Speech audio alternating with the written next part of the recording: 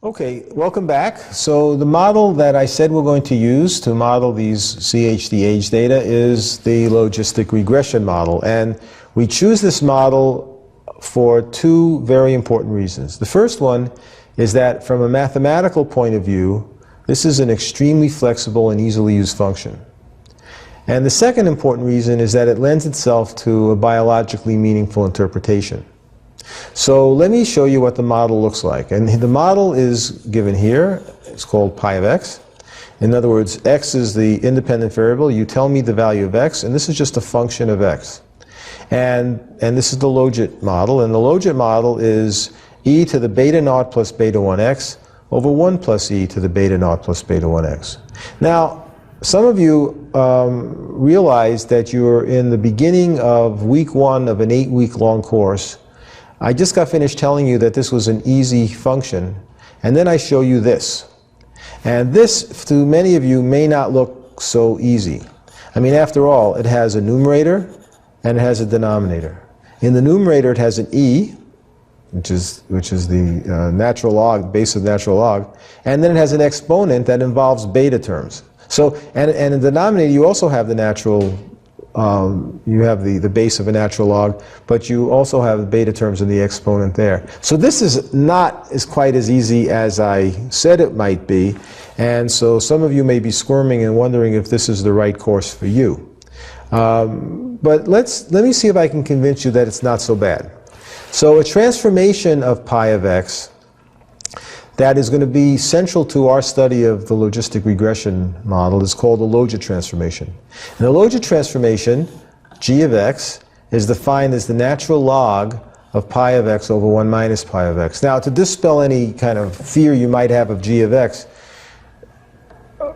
do you know what it's called when you take this pi of x from a logistic regression model right here, this pi of x, this probability, this can be thought of as the probability that y is equal to 1, that is the probability that someone has the outcome given x. So if you knew someone's value of x, someone's age, you should be able to plug it in here, and assuming you knew the values of beta, which you would know as soon as you ran a computer program, so you'd know the values of beta, you would compute the probability that that individual has the outcome given x.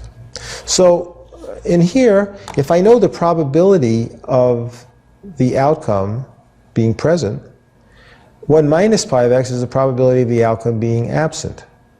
And the ratio of the probability of the outcome being present over the probability of being absent is what we call the odds. Now, you may know the odds from a sporting event. For example, if the probability that the French or the Parisian soccer team, football team, would win a game is 75%, that means that the probability that they would lose the game is 25%. And so the odds would be 75% over 25%, or 3 to 1. So they would be a 3 to 1 favorite. So this is just the odds of a game. And so the logit is the log of the odds. Okay? But 1 minus pi of x, this is the probability that the subject does not have CHD, or the probability of not having the event, is just simply 1 minus the probability that they do have the event. And if you do some very simple algebraic manipulation to this, putting both the 1 and the second term over the same denominator, you see that the probability that they don't have the outcome is 1 over 1 plus e to the beta naught plus beta 1x. So now I have the probability that they have the event is e to the beta naught plus beta 1x over 1 plus e to the beta naught plus beta 1x. The probability that they don't have the event is 1 over 1 plus e to the beta naught plus beta 1x. So I've written down the logit is the log of that ratio. Now again, at first it looks awful, but you realize that the denominator that's in the numerator, this denominator, is the same as the denominator in the denominator, so they cancel right out. And what you're left with is the natural log simply of e to the beta naught plus beta 1x.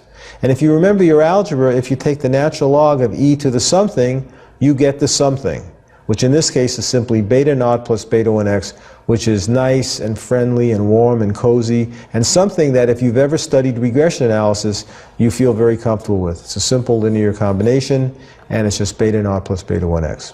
Okay, so the logit transformation provides us with a nice, simple linear function in x. Now, the importance of this transformation is that the logit has many of the desirable properties of a linear regression model. I mean, the logit can be continuous, it's linear in the parameters, and it has the potential to range between minus infinity and plus infinity, depending on the range in X. Okay, now what I want to do now is I want to talk about what we know about linear regression, and then how that relates to what we are going to do in logistic regression. So recall that in linear regression, our model looked like this. Our model was y is equal to the expected value of y given x plus epsilon.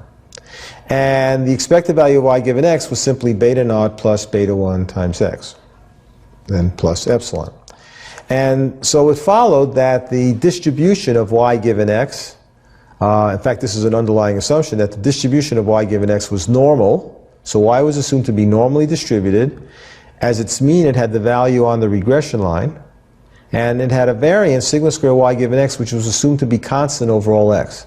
So we assumed homoskedasticity, that is equal variances, and we assumed normal distributions.